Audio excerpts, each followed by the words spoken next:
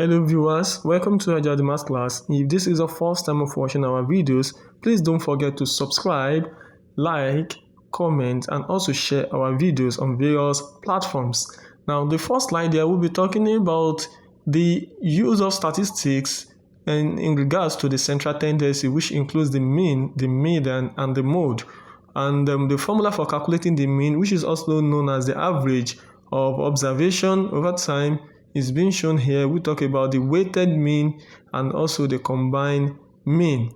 And in addition to that, we talk about the median, which is the middle value, okay, in a distribution here. This is the mean deviation about the mean, and also about the median is shown here. And in addition to that, we talk about the variance. This is the formula for calculating the variance.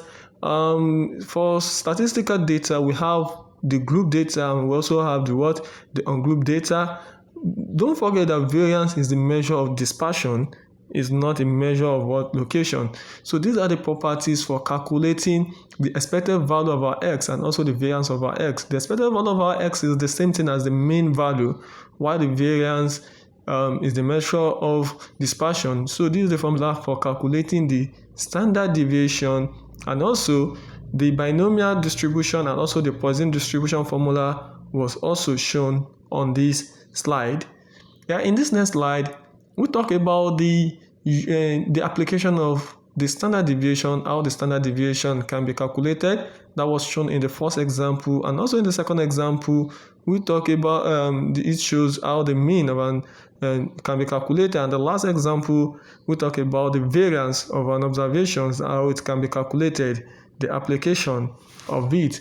And in this new slide, also this is another example to show how the mean, the median, the mode, and variance of can be calculated using the example given to us there. You can pause the video to go through the examples and how the examples was used. We can see there are two different formulas for calculating when we have the group data and also for the ungrouped data. And here we talk about the measure of central tendency. You can pause the video to see what the measure of central tendency really entails. So we talk about the mean, which is the arithmetic mean, the arithmetic mean, which is the average of all the observations. Okay, we add the observations together over the number of or at times we use the summation of our frequency, summation of f.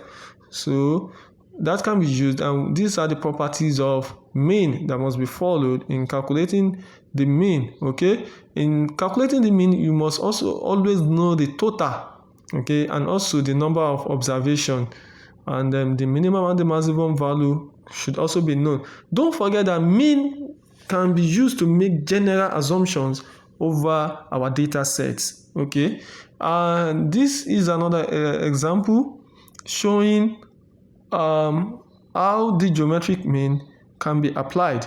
And there's what we call the assumed mean. The assumed mean is just a value that is being used as our mean, and it will be the deviation is going to be used in calculating the original mean. So we have the geometric mean for the ungrouped data and also the geometric for the grouped data. For this, we have, this is the combined mean. Okay, there's what we call a combined mean. The first on this slide, an example was shown on how to make use of the geometric mean in calculating the values using the formula given in the previous slide. And here we talk about the formula for the harmonic mean, also for the ungrouped data and also for the group data.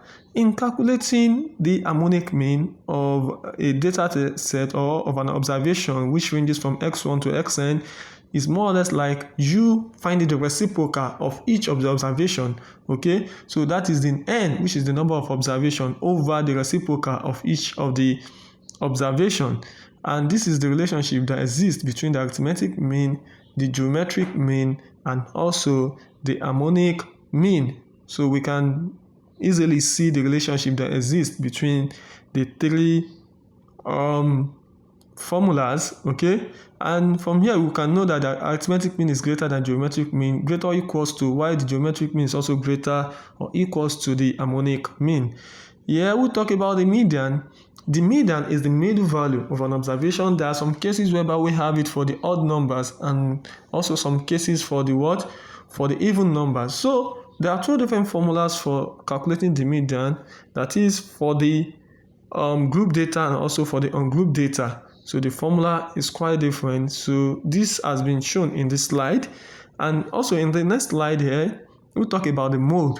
Mode is the most occurrence of an observation. We can see that we also have the mode for the group data and also for the ungrouped data. For the group data, you just pick the most occurrence, and for the ungrouped data, you pick the most occurrence. And also for the group data, there's a formula that must be used, and the breakdown of the formula is shown on this slide.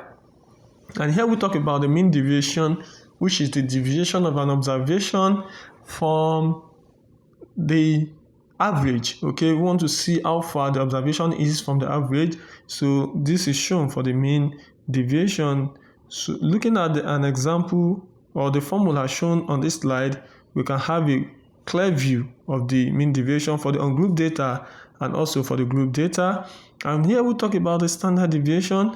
So there is a direct method for calculating the standard deviation, and it is shown on this. And also there is a shortcut which is faster by making use of the assumed mean approach.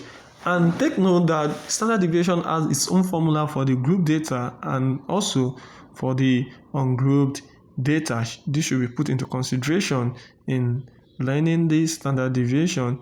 And there's what we call the combined standard deviation also, so which is also shown here.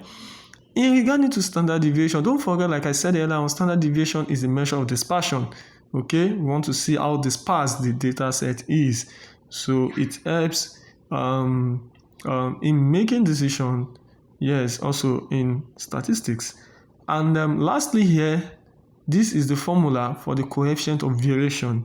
Yeah, the coefficient of variation is the standard deviation over the mean times 100.